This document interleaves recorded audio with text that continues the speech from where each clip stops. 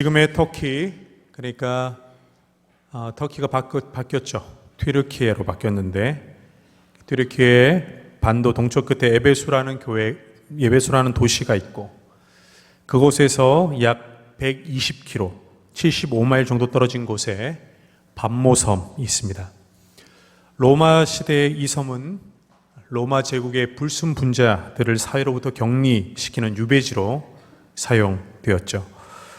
그곳에 유배에 가면 특별한 일이 없는 한 그곳에서 생을 마쳐야 했습니다. 지금 사도 요한은 그 밤모섬에서 유배 생활을 하고 있죠. 사도 요한은 마지막 혼자 남은 사도로서 소아시아 반도 끝에 있는 도시들을 돌아다니면서 목회하고 또한 복음을 전했던 목회자이자 사도였습니다. 예수 그리스도의 복음이 전염병처럼 로마 제국 구석구석을 퍼져나가자 로마 정부는 그리스도인들을 염병과 같은 무리라고 단정짓고 박해하기 시작했습니다. 그 박해는 사도 요한의 말년 도미시안 황제 때 그게 달했습니다.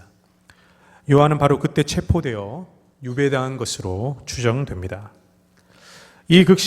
하지만 이 극심한 박해와 유배는 사도 요한의 믿음을 억누르지도 또한 타협시키지도 못했습니다. 본래 참된 믿음이라는 것은 고난으로 인해 더 순결해지고 강해지기 때문입니다.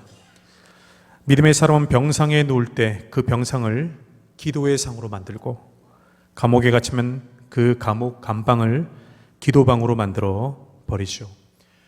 요한에게 유배지 또한 불편할지언정 그것은 더 깊은 기회로 삼는 환경에 불과했습니다. 그렇게 기도하던 중에 사도 요한은 하나님의 나라를 보게 된 것이죠. 요한은 계시록 1장에 주의 날에 내가 성령에 감동되어 내 뒤에서 나는 나팔 소리 같은 큰 음성을 듣게 되었다라고 말합니다. 요한이 말하는 이 주의 날이라는 것은 일요일, 주일을 가리키는 것입니다. 곧 예수님이 부활하신 날이죠. 초대교회는 안식일이 아니라 주의 날에 모여서 부활을 소망하며 예배를 드리면서 유대교와 그 결을 달리했습니다. 요한은 아마도 그 주일날에 소아시아에 두고 온 자신의 교인들을 위해서 그들이 예배한 그 시간에 그 자리에서 예배를 드렸을 것입니다. 그렇게 홀로 예배 드리는 중에 하나님의 나라를 보게 된 것이었죠. 하나님께 온 마음을 다해 집중하여 예배를 드리고 있는 그 순간 세상과 나는 간 곳 없고 구속한 주만 보이는 하늘이 열리는 그 놀라운 경험을 하게 됩니다.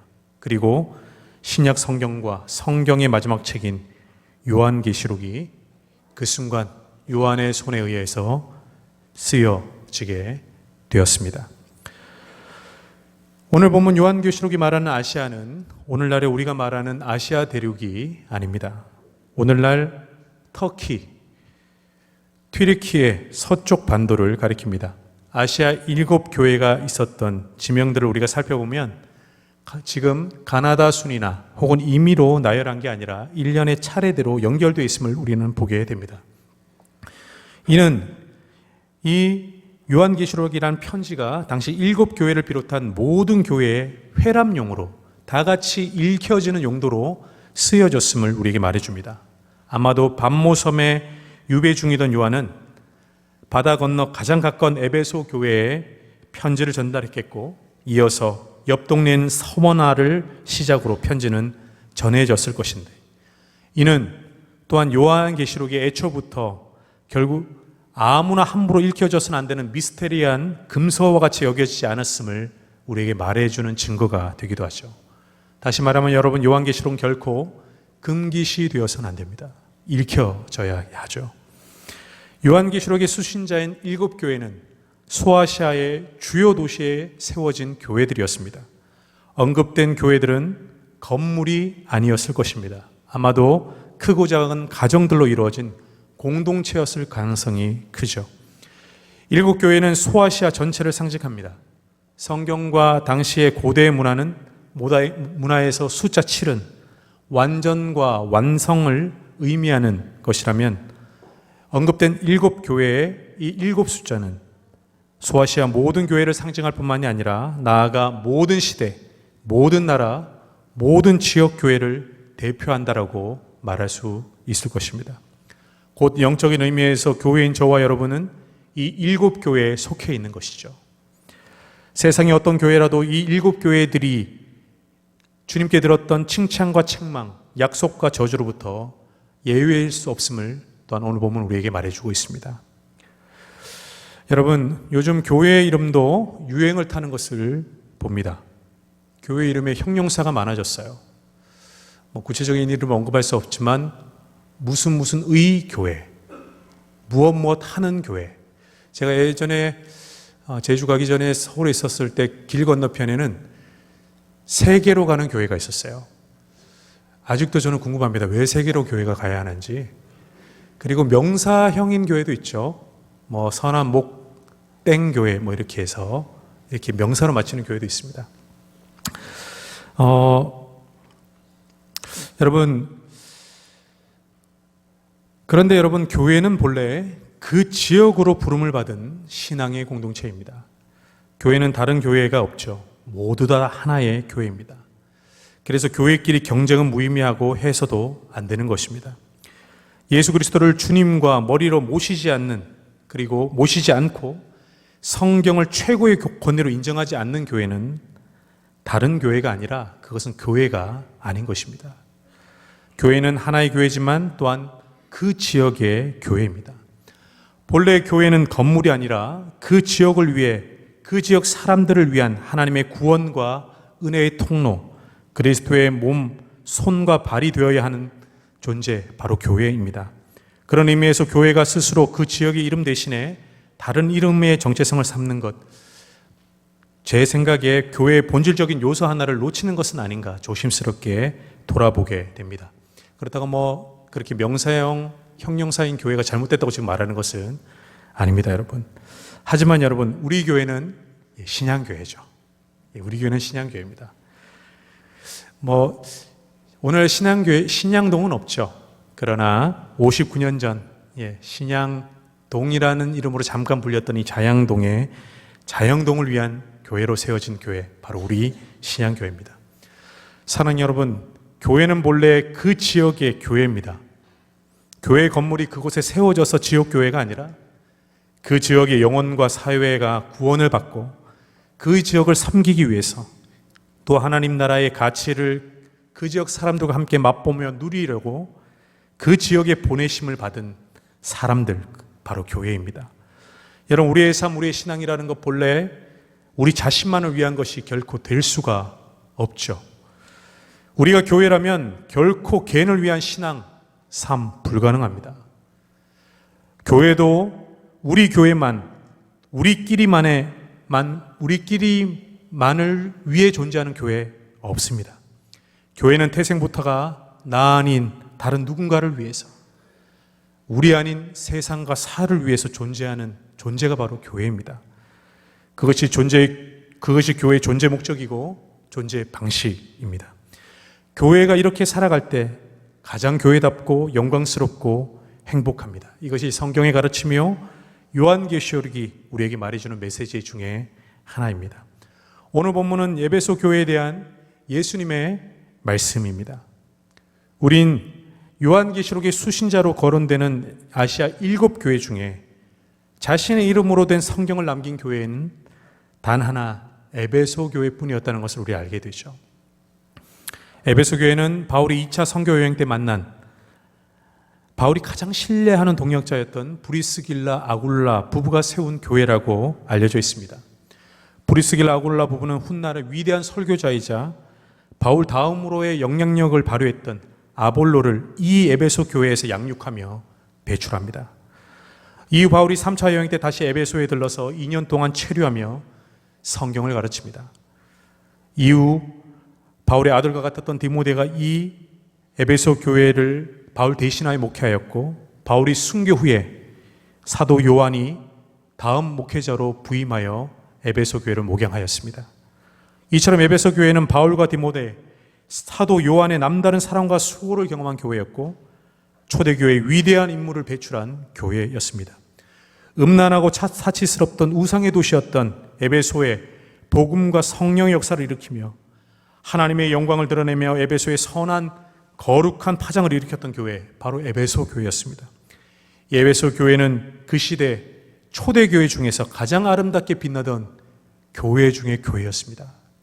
하지만 이 에베소 교회가 지금 예수님께 무선 경고를 듣고 있는 것이죠. 다 같이 2장 4절의 말씀입니다. 다 같이 2장 4절 시작.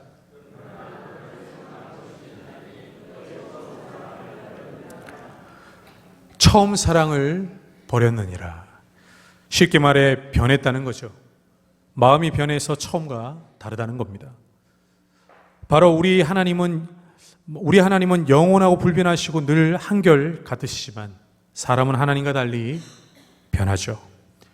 교회도 견물이 아니라 사람이기 때문에 교회도 변합니다. 강산도 변하고 세상도 변하고 사회도 하루가 다르게 변하는데 사람이 뭐라고 변하지 않을까요? 사람들은 누구나 어리석게도 자신을 늘 예외라고 생각합니다. 그리고 자신은 늘 그대로고 세상과 남들이 변했다라고 생각하죠. 여러분, 우리가 누군가를 비판하고 정죄하는 그 언행, 그 이면에는 늘 착각과 교만이 우리 가운데 숨겨져 있습니다. 나는 늘 그대로고 나는 하나님처럼 영원하다라는 마음과 태도가 우리 마음의 깊은 곳에 도사리가 있는 것이죠. 근데 여러분, 우리는 이미 변했을 수도 있고 또 나중에 우리는 어떻게 얼마나 변할지도 모르는 그런 가변적인 존재입니다. 우리에게 영원한 것은 없습니다. 우리의 모든 것은 변합니다. 지금도 변해가고 있을 겁니다. 우리의 사랑도 변합니다. 그러나 그리스도께의 신부와 같은 교회가 결코 변하지 말아야 될 한 가지, 그것은 뭔가요? 그분을 향한 우리의 사랑입니다. 그 사랑이 변하지 않도록 우리는 늘 깨어 있어야 하고, 우리가 연약해서 유혹에 넘어지지 않을 수는 없겠으나 유혹을 스스로 찾아가지 않고 한 번 당한 그 유혹 다시 당하지 않도록 더 강해져야 합니다. 더욱더 거룩하고 성령으로 충만해져서 성령의 그 말씀이 우리 손에 날카롭게 준비되어 들려져 있어야 합니다. 오늘 본문의 에베소 교회를 향한 칭찬을 한번 보겠습니다. 2절에서 3절 말씀입니다. 2절에 3절 말씀 시작.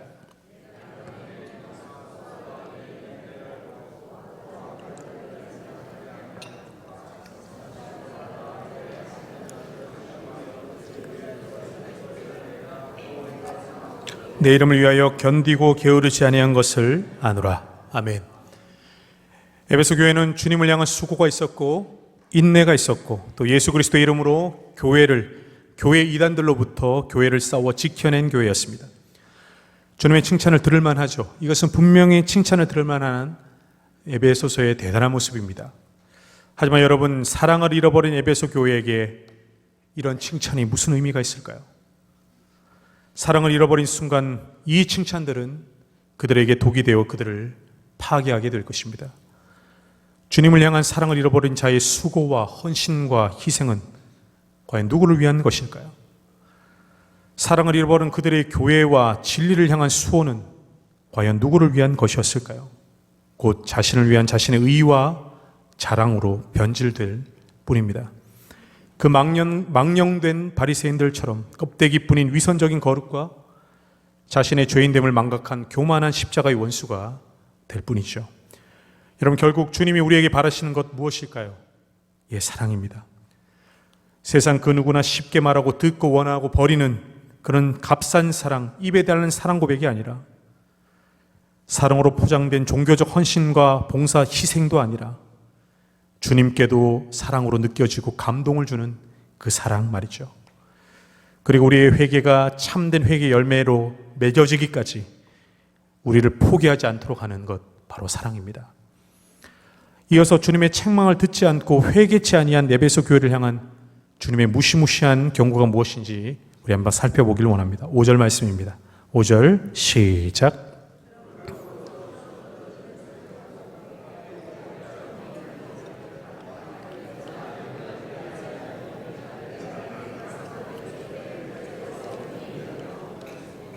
아멘. 저는 꽤 오랜 시간 동안 이 촛대로 옮긴다라는 말씀을 단지 하나님께 쓰임 받느냐 못 받느냐라는 문제로 저는 해석했습니다. 한때 제가 신대원 1학년 때 교만을 정의감으로 착각한 새파랬던 그 신학도 1학년 시절에 날로 세속화되어져 가고 좀 지탄받고 있는 한국 교회와 비교되는 날로 부흥하고 있는 중국 교회를 볼 때마다 이게 촛대로 옮겨지는 것은 아닌가 그렇게 생각해 본 적이 있습니다. 요한계시록에서 말하는 촛대가 지금 한국 교회에서 중국 교회로 옮겨가는 것은 아닌가 쉽게 말하곤 했습니다. 하지만 여러분, 제가 이 본문을 다시 묵상하면서 알게 된 것, 이 촛대로 옮긴다는 말은 절대 함부로 말해서는 안 되는 그런 말이라는 것을 알게 되었습니다. 왜냐하면 촛대로 옮겨진다는 것, 촛대로 옮긴다는 말, 그 말의 어원상 제거해버리고 쓸어버린다는 말이기 때문입니다. 여러분, 촛대로 옮긴다는 주님의 경고가 실로 무시무시한 경고였던 것이죠. 에베소 교회는 촛대로 옮긴다는 그 말대로 역사상 완전히 사라져 자취를 감춰버린 교회가 되어버렸습니다. 지금은 유적지일 뿐 교회로서의 기능과 의미 완전히 상실하여 죽어버린 교회가 되어버렸고, 교회도 아닌 건물만 남아있는 황폐한 유적지에 불과한 교회 아닌 교회가 되어버렸습니다. 여러분, 이것이 촛대로 옮긴다는 말의 의미고 하나님 우편에 계신 예수 그리스도의 권세입니다. 사랑하는 여러분, 그 아름답게 빛나던 에베소 교회가 주님과 사람들에게 칭찬 일색이었던 에베소 교회에 촛대가 옮겨졌습니다. 결국 그들은 그 처음 사랑을 지켜내지 못했습니다. 그리고 그들의 그 변한 사랑은 그들의 회개로까지 그들을 이끌어가지 못했습니다. 여러분, 그 에베소 교회가 사랑을 지켜내지 못해서 촛대가 옮겨졌다면 그럼 우리는 무엇이 달라서 우리의 촛대를 지켜낼 수 있을까요? 여러분, 사랑에는 대충이 없고 멈춤이 없죠. 깊어지고 성숙해지며 더 사랑하는 것 외에 다른 사랑이 없습니다. 여러분, 오늘 설교 제목이 에페소스 라떼라는 제목입니다. 근사해 보이지만 근사할 것 별로 없습니다. 에페소스라는 말, 에베소라는 말이고 라떼라는 말, 커피의 종류인 라떼이기도 하지만 또 어느 시대 젊은이들에게 그토록 듣기 싫다던 라떼는 말이야 할 때 그 라떼가 맞습니다. 에베소 교회는 결국 회개치 못했습니다. 주님 그토록 바라시는 처음 사랑 회복하지 못합니다. 그래서 역사와 성경 속에 결국 라떼는 말이야 그렇게 라떼로 화석화되어 버렸습니다. 여러분, 오늘 우리 신양교회는 59주년 생일을 맞이했습니다. 서로 축하할 일이고 또 감사 찬양 드릴 일이죠. 근데 여러분, 오늘 우리가 점검해야 될 것 하나가 있다면 우리 신앙교회는 지금 여전히 주님을 뜨겁게 사랑하고 있냐는 것이죠. 여러분, 최근에 제가 재미있게 들었던 질문 하나가 있습니다. 제가 여러분에게도 한번 좀 드려볼게요. 여러분, 야곱은 라헬과 레아 중에 누구를 더 사랑했을까요? 라헬과 레아 중에 누구를 더 사랑했을까요? 여러분, 출애굽기 공부하니까 아주 그냥 그 실력들이 쫙쫙 올라가 계시죠? 누구요? 라헬을 더 사랑했을까요? 아니죠, 여러분. 야곱은 라헬을 더 사랑한 게 아니라 라헬만 사랑했습니다. 여러분, 이것이 사랑입니다. 여러분, 사랑이라는 것은 본래 이런 것이에요. 그 사람만 사랑하지 않으면 그것은 사랑이 아닌 것입니다, 여러분. 여러분, 전실 게시판에 설립 59주년 축하하는 포스트잇 한 장씩 여러분 붙이셨습니까? 나가시면서 한 장씩 써서 좀 붙여주시기 바라겠습니다. 저도 아무도 안 붙였길래 저도 시험 삼아 붙여보았습니다. 저는 이렇게 적었습니다. 내가 신양교회고 당신이 신양교회고 우리가 신양교회입니다. 사랑하고 축복합니다. 이렇게 적었는데 한번 좀 고백해 볼까요? 자, 당신이 신양교회입니다. 아니요, 저보고 하지 마시고 서로 보시면서 자, 이번에 이렇게 고백합시다. 우리가 신양교회입니다. 네. 여러분, 교회된 저와 여러분이 주님만 사랑하는 것 외에 방법이 없습니다. 교회인 저와 여러분이 주님과의 관계를 돌아보는 것 외에 다른 지름길이 없죠. 스스로 어디서부터 떨어졌는지 주님 앞에서 깨닫고 회개하여 돌아서는 것 외에 우리에게 희망이 없습니다. 그렇게 우리 신앙교회는 에베소스 라떼 되지 않고 주님 오실 때까지 주님을 사랑하고 더욱더 사랑하며 주님만 처음 사랑이고 끝사랑인 순결한 신부와 같은 교회 되기를 주님의 이름으로 축복합니다.